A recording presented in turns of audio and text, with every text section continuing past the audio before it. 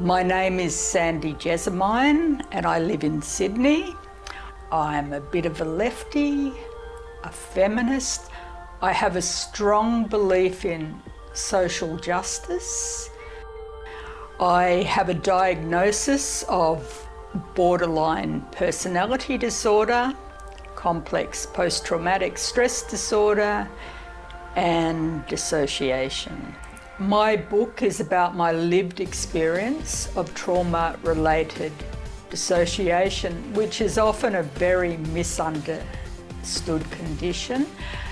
The book is set at Kamballa in the 1970s. Kamballa is a girls' institution at Parramatta that I was incarcerated in, and the story explores a mental breakdown I had there following an escape. Why did I choose to write my story? Firstly, the borderline personality diagnosis made me determined to tell my story in my own words rather than being written up in the report of a psychiatrist paid for by my employer, a man I saw for 50 minutes precisely. When I looked at his report, trauma and the resilience to survive it was missing from the page. I seemed to be missing from the page. And I thought, this is not my story. Yet my career was based, the decision of whether I kept my job or not was based on this report. So initially I decided to write it because I wanted to look at how my life had reached this point.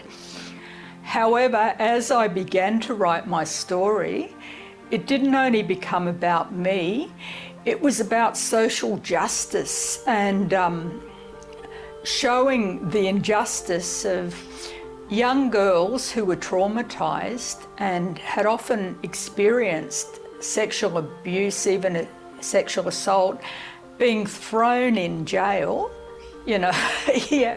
and looking at the treatment and how we were perceived and the long-term impact of that. I called it borderline because I often live a borderline existence that has nothing to do with the label borderline personality disorder.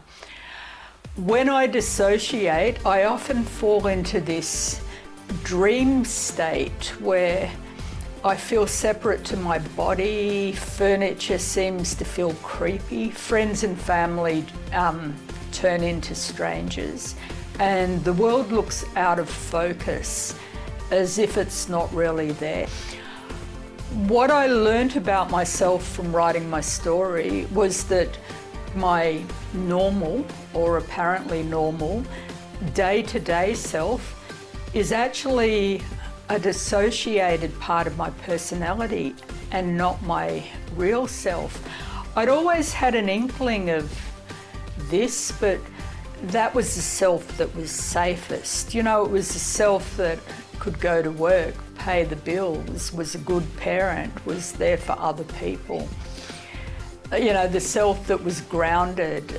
And as I was writing this book, I realised that really that was just one part of me, and why I had sometimes felt like cardboard throughout my life was because I clung to that part. I learnt that going insane was the sanest thing I ever did.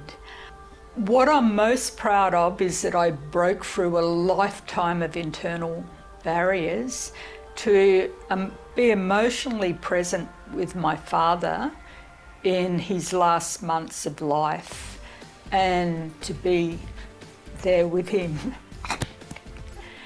They've said it's different to anything they've read before because it's written in child, teenage and adult voices, yet it's a continuation of the same story.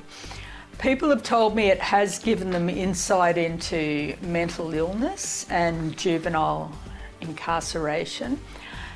So I felt like I wrote my story authentically, and I believe it's worth reading. It does provide insight into a reality that not a lot of people experience.